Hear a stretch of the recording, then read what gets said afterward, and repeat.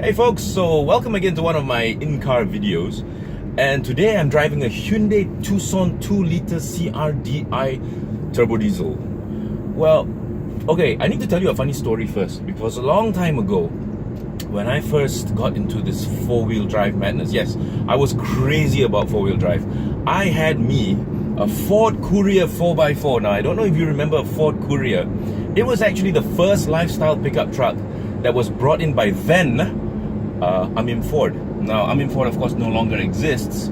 It's Ford Malaysia now. But they started the lifestyle pickup truck craze. Now, there are pickup trucks everywhere now. And you would see like 80% of them, or maybe even 90% of them on the road.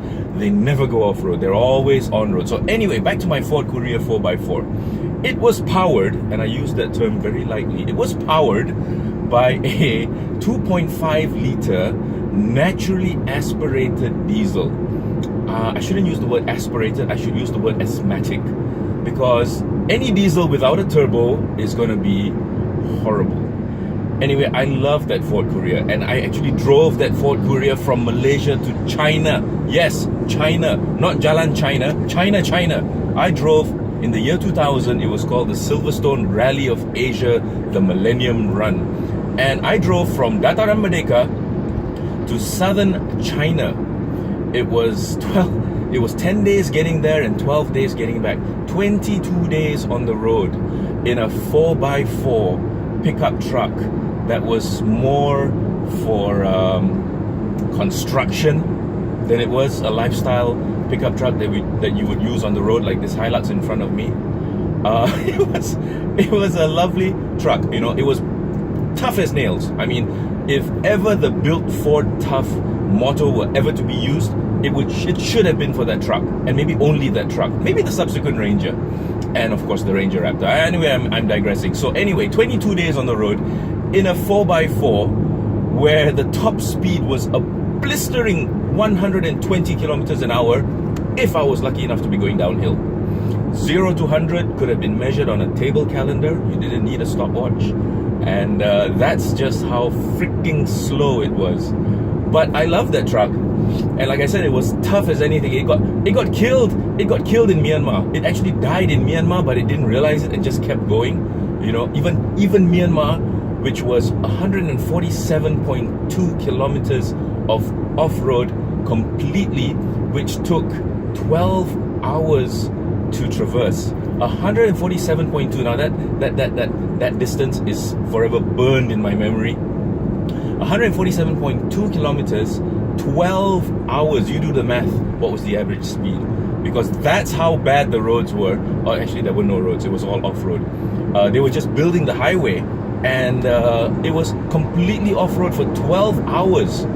And somewhere along there, during that time, my truck got killed. I mean, the road was so bad, it actually killed the truck. But the truck didn't realize it and just kept going, and got all the way to China and all the way back. So 10 days there because we were on a schedule, but because it was free and easy coming back, 12 days. Yeah, I remember I got to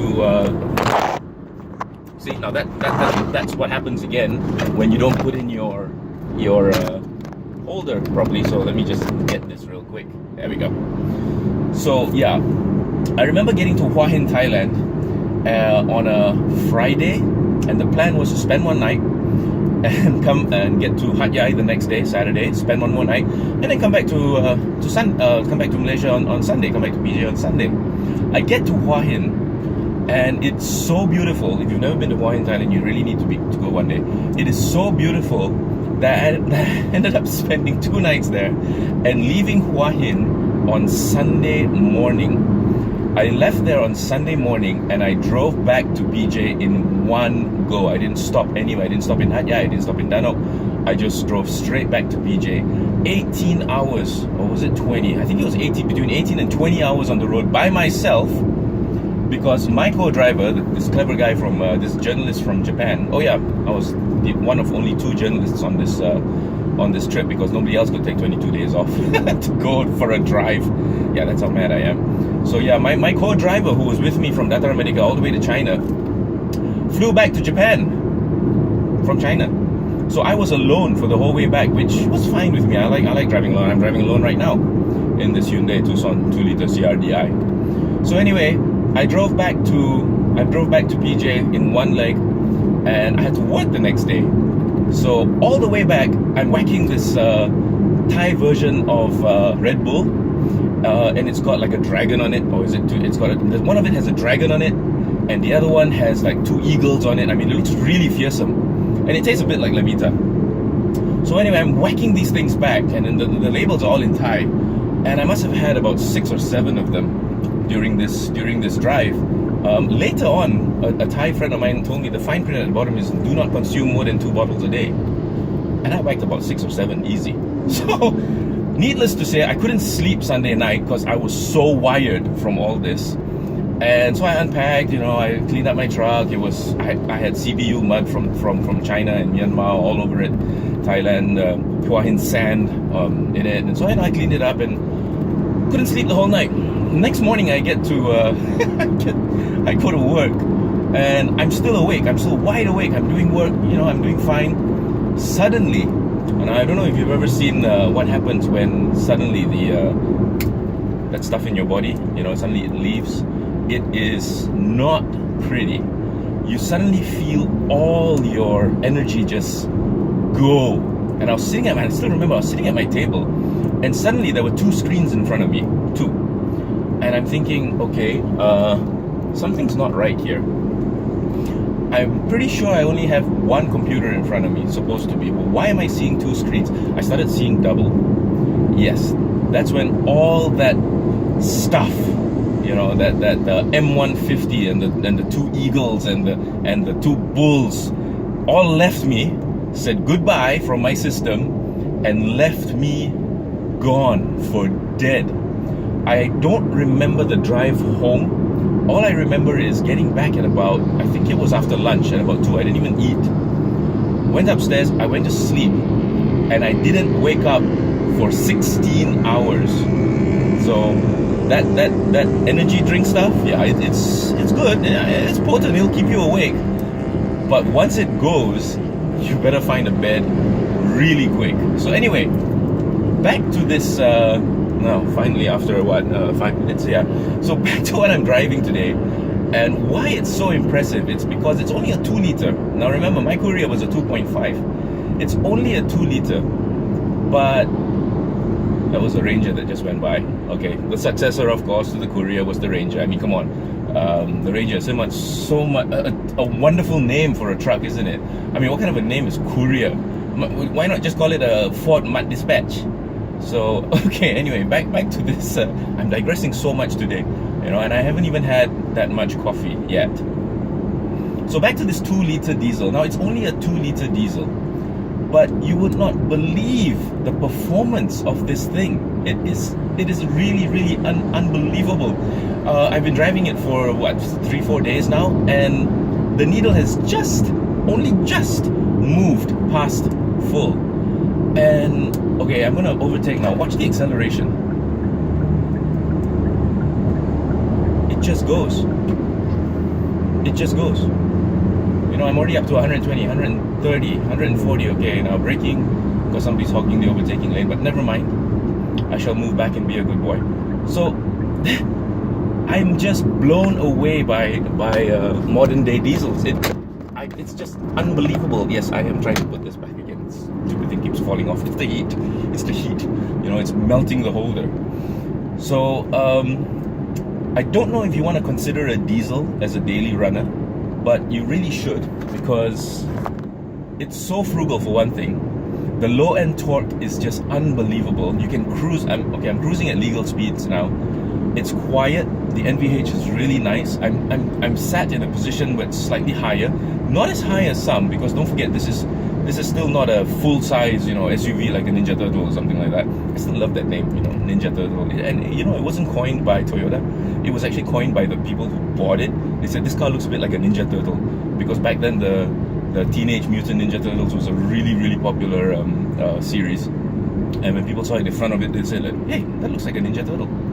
So yeah, it was the consumers that came up with that. Honda Maya. I still laugh every time I hear that. Do you remember the Honda Mayat? Yeah, that was coined by consumers as well. The Ford Sampan, the TX3, that was also coined by consumers. And then you've got, you know, Manga, and you've got so many. There's so many terms for cars, and you know, they actually work because you give them like KE 7020 whatever, they won't understand, but then you say Maya, oh that one, yeah, okay, yeah. So yeah, where was I? Completely digressed all over again. Thank you for bearing with me when I digress. But so back to this car. There's still a few things that Hyundai need to do. Now, this is in no way saying any bad things about it, because I haven't got to that yet. But things like this plastic, this hard plastic, okay, that's got to go. Soft touch materials, you need to put it in there. The price, you know, it's about 150,000 if I'm not mistaken. There's also a 1.6 for 135. This is about 10 or 15 grand more. But for that price, you would not believe it's a Hyundai. When you drive it, you would not believe it's a Hyundai. There are certain things that need to be redone. I love the interface. I love this interface system that they have here. It's really quite wonderful. But a few more things just to make it a little bit slightly more upmarket. You know, like for one thing, it doesn't sound classy. Like if you engage the turn signals in a BMW, yes, BMWs do have turn signals. Really, I've seen them. They exist. They may not be used much by BMW drivers, but they are there, trust me. So maybe they can just, like, you know, make this a little bit more silent, you know, make it a little bit more click, click, instead of crack, crack. See, my reviews come with sound effects, you know, not many other people do that. But I'm gonna drive this a little bit more, and when I think of something intelligent to say, I will unpause this, okay? So in the meantime, just go make yourself a coffee, and I really need one as well. So yeah, okay, coming to a toll gate now. So yeah, I'll be back. Did I work? No.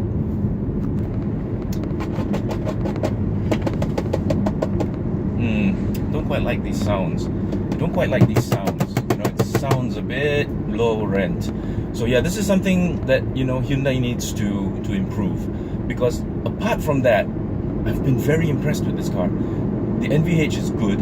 There is a little bit of diesel clatter, okay, I'll be honest with you. There is some diesel clatter that you can hear permeating the cabin, and that might, you know, be a turn off for some people if they just want complete silence, like what this Lexus in front of me might be imparting to its occupants right now.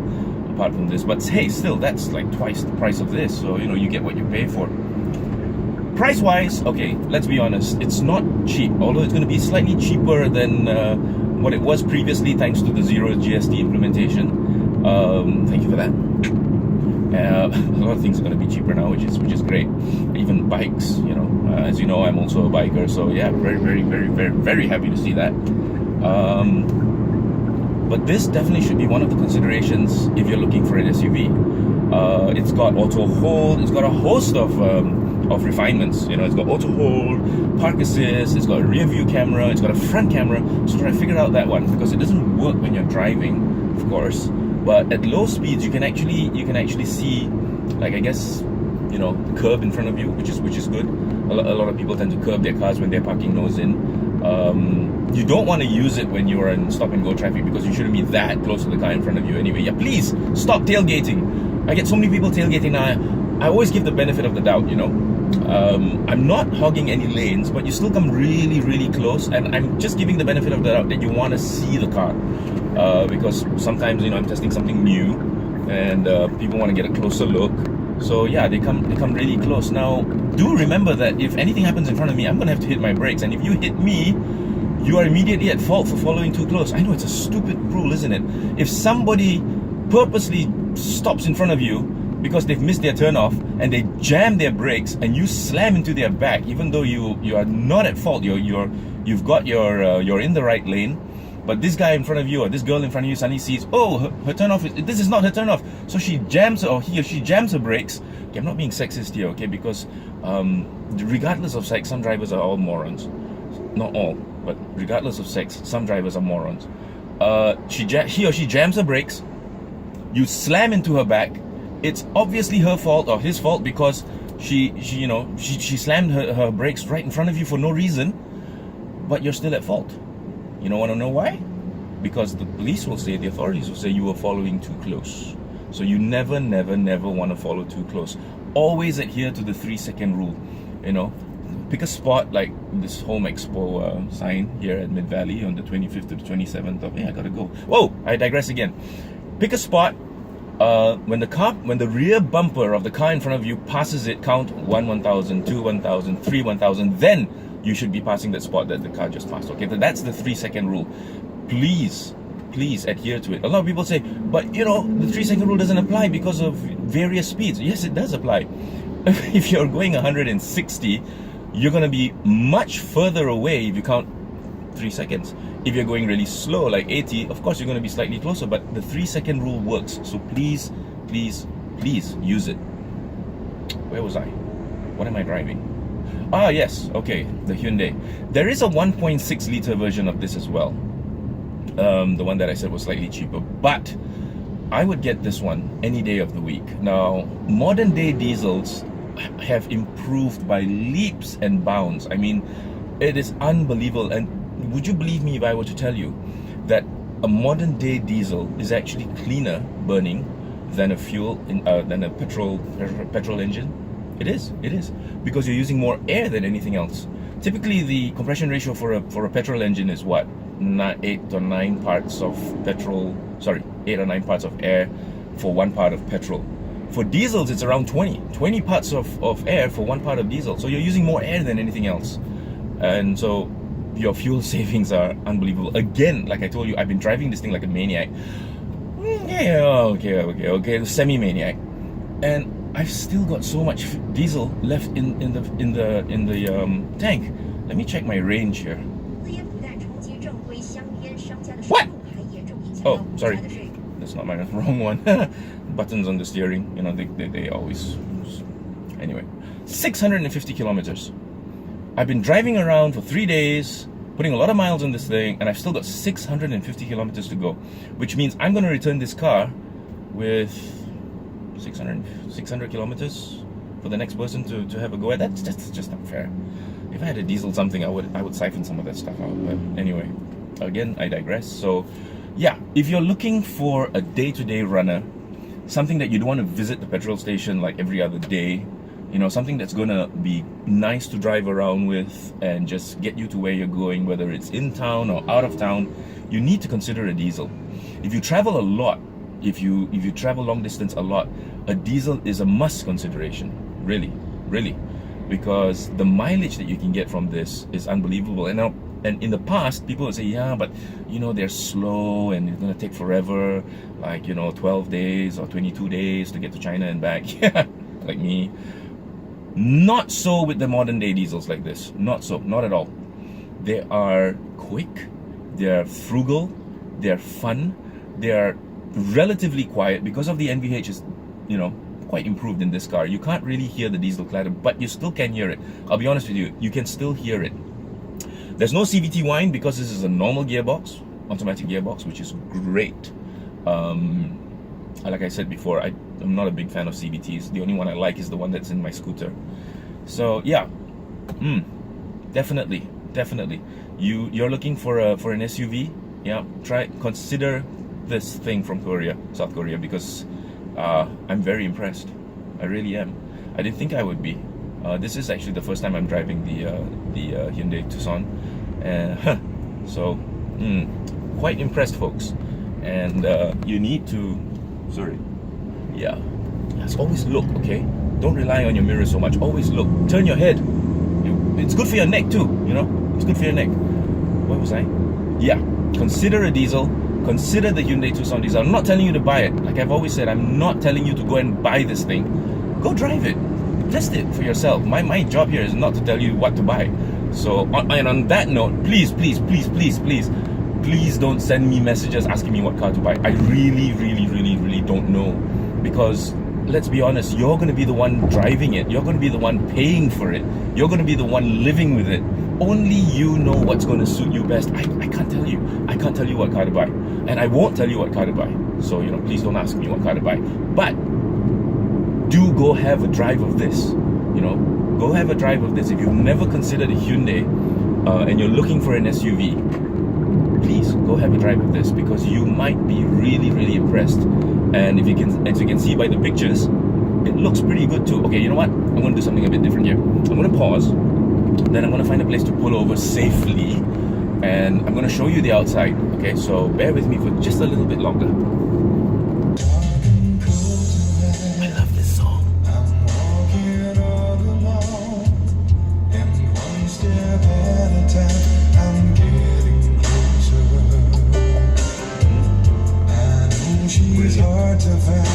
The sound system in this car is really good too.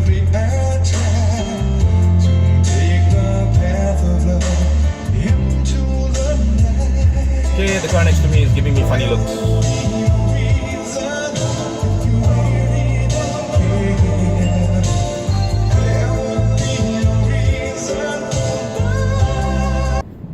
Hey, I'm back again.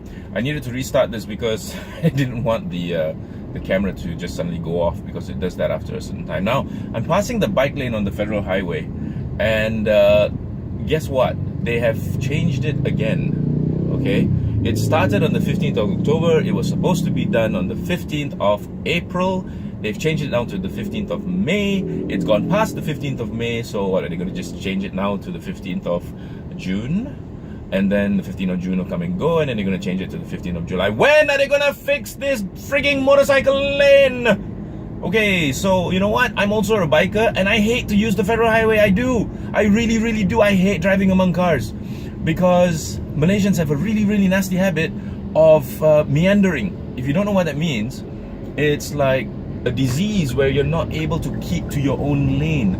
You meander between lanes. You hover over the center line. You just want to see which lane is going faster, and then you jump to that one. Do you know how dangerous that is for a biker? You know, we're trying to filter in between, and you jump out in front of us like that. It's very, very dangerous. And don't forget, if you have a fender, a fender bender, yes, a fender bender with another car, you get a dented fender. If you have a fender bender with a bike, the bike is going down. You know, you're gonna have an accident on your hands, and hopefully it's just going to be a bunch of bumps and bruises. But just imagine if he rolls on the ground and he gets run over by a timber truck or a lorry or a van carrying fish.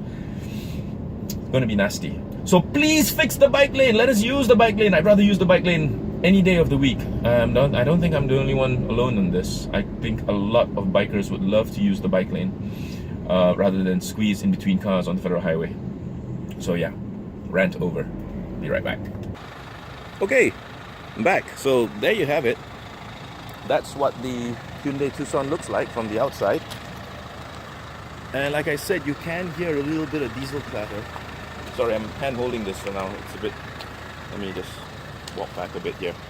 So yeah, you can hear a little bit of diesel clatter, but you can't hear it on the inside. I'll prove that to you. Can you hear that? Now hear this.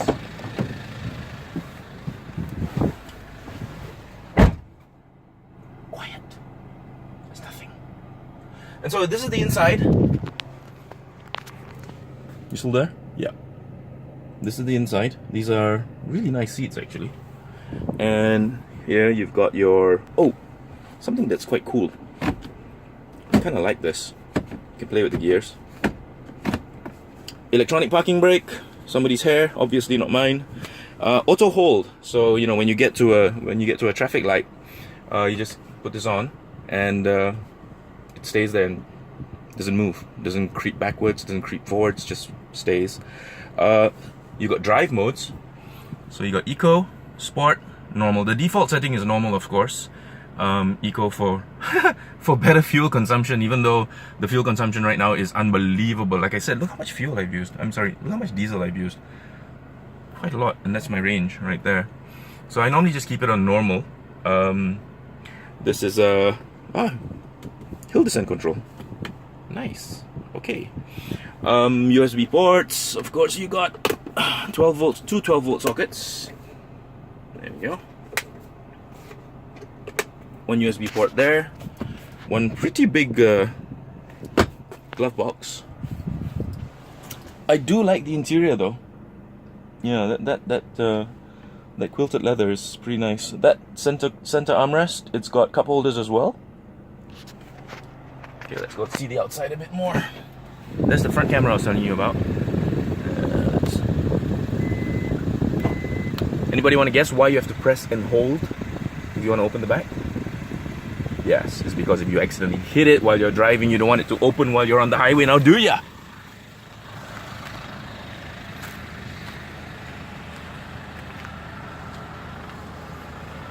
There's the inside. Oh, this is just a protector. Full-size spare. Very good. Auto closing.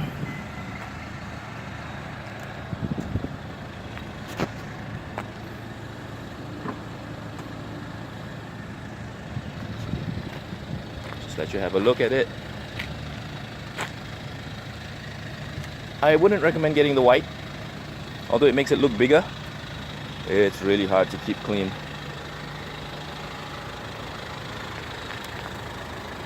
That beeping sound you heard just now was because I've got the key with me. That one, that sound, because I've got this with me. And you know, if you don't leave it in the car, it will make that sound just to let you know that the key is not in the car. So okay, there you go. Definitely worth considering. And so until the next time, see you later.